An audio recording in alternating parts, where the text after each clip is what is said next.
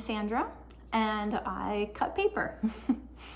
Or more precisely, I hand cut intricate designs with a craft knife, one slice at a time. It is slow, it's focused, it's calm, it's delicate, and yet this whole process starts with something that would seem to be the opposite of delicate.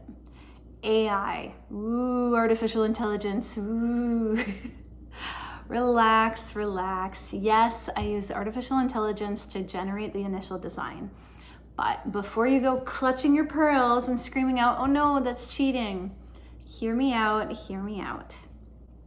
AI isn't my final artwork, it's my starting point. It gives me something to react to reinterpret. So most artists, they draw or paint from a photograph, and often it's a photograph they quote unquote found on the internet, especially if they paint in a more abstract or impressionist style. And nobody really questions where that came from or has a hissy fit about citing your source or cheating. You know, if you want to paint a lion, you don't have to go to Africa and take a picture yourself of a lion. You can just get a picture off the internet. And so I do the same thing, but instead of random photo on Google, I have AI just make one for me. And turning that AI photo into a design that I can physically cut out of one single piece of paper is still a very lengthy process of drawing by hand. I would say probably a good third of the time that it takes to make a piece is just designing and drawing it out. So why don't I just make it all up? I've always kind of felt more comfortable as a follower. Some people are born to lead, to just create things out of thin air, and that's great, but that's just not me.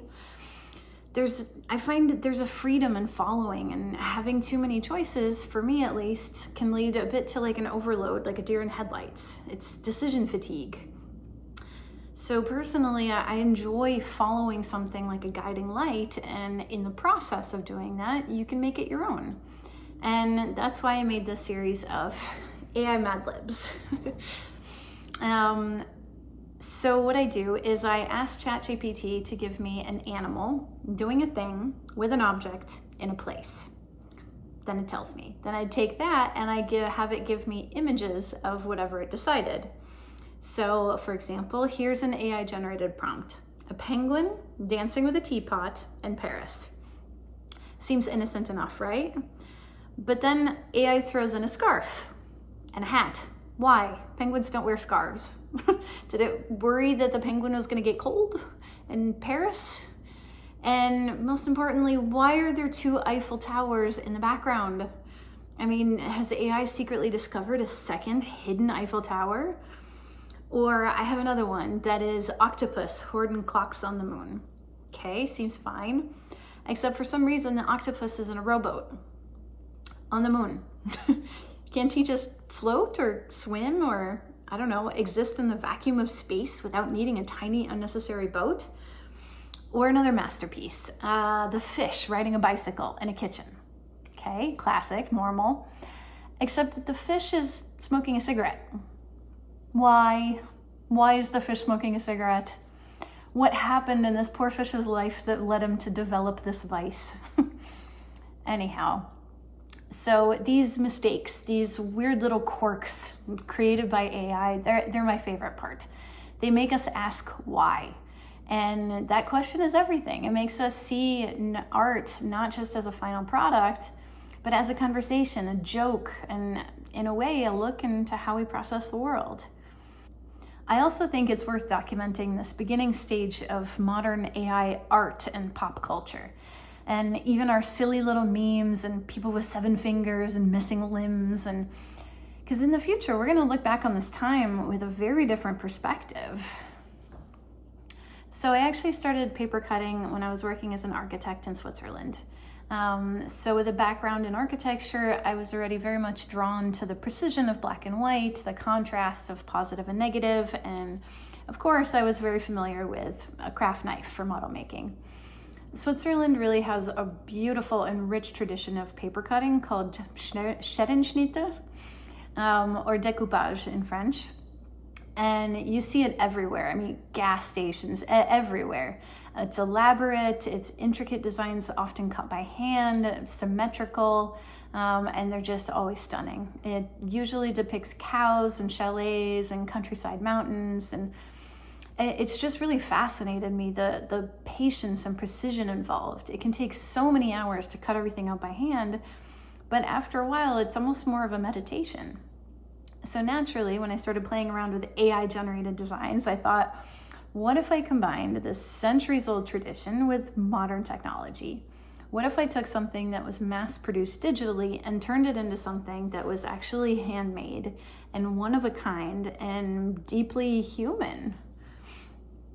So my finished pieces exist in two forms. There's the sleek black paper cuts that are framed in natural wood, and there's also the layered white paper cuts that are found over found materials like book pages and maps and fast food wrappers. And so the black versions, they're clean and controlled and refined and framed to sort of symbolize a structured take on nature. The shadows flicker behind them, just hinting a little bit at the layers that are beyond the surface. The white versions are what I call the sort of work in progress, quite literally built over human-made remnants. It's a visual reminder that AI learns from us, from our history, our literature, and our snack choices. So the blue painter's tape and the silver duct tape around the frame, that's a reminder of a sort of preservation of the space between the digital and the real, and between the art and the algorithm. So I don't just enjoy the final product, I genuinely love the process. There's something just incredibly peaceful about spending hours making all these tiny little precise cuts. It forces you to slow down and focus and really be in the moment. And at a certain point, it stops feeling like work and just starts feeling like a sort of moving meditation. Well, until you slip and almost slice your finger off, then it's just a heart attack. Virgil Abloh once said, all you need to do is change something by 3% and it's yours. And I think about that a lot. I don't need to invent something out of nothing. You can take existing pieces and rearrange them. I mean, that's basically how art is anyway. You're always building off of the artists that came before you. I mean, nobody's really completely inventing something out of thin air anymore. But for me, it's kind of oddly satisfying, a bit like building a Lego set exactly as the instructions say, and then completely taking it apart and building something new, but from the same pieces.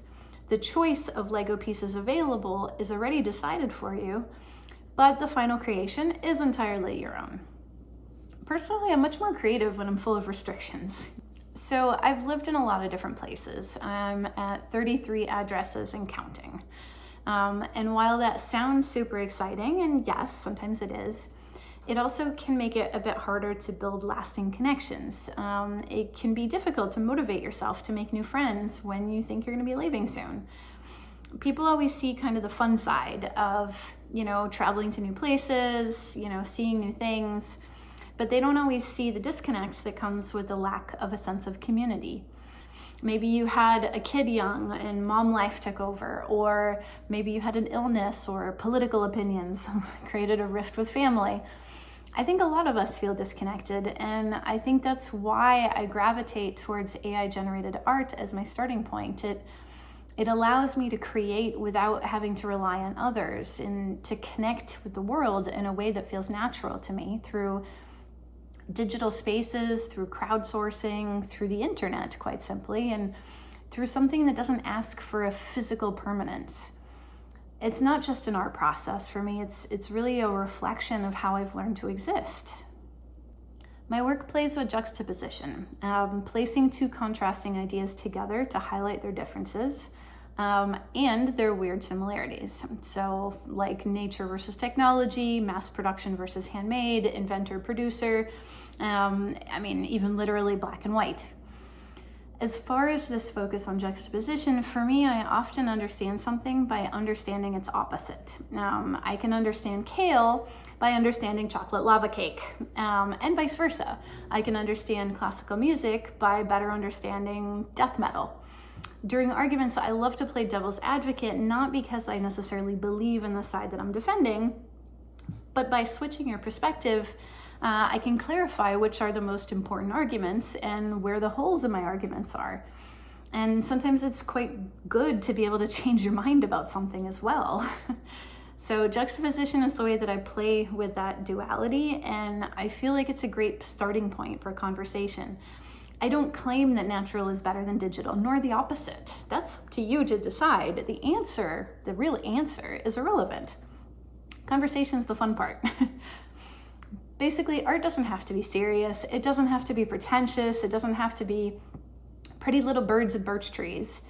It can be fun, it can be silly, a little bit weird, and if an AI-generated fish smoking a cigarette can make you laugh and ponder about creativity, then I've done my job. So that's what I do. I take my time, I appreciate the slowness and uniqueness of handcrafting. I also appreciate how silly and cheap AI art is, and how art can be a joke and deep at the same time. I follow a design, and in doing so, I like to make something entirely my own. Because one day we're going to be looking back at this moment in AI history with a whole new perspective. Until then, I'll keep cutting.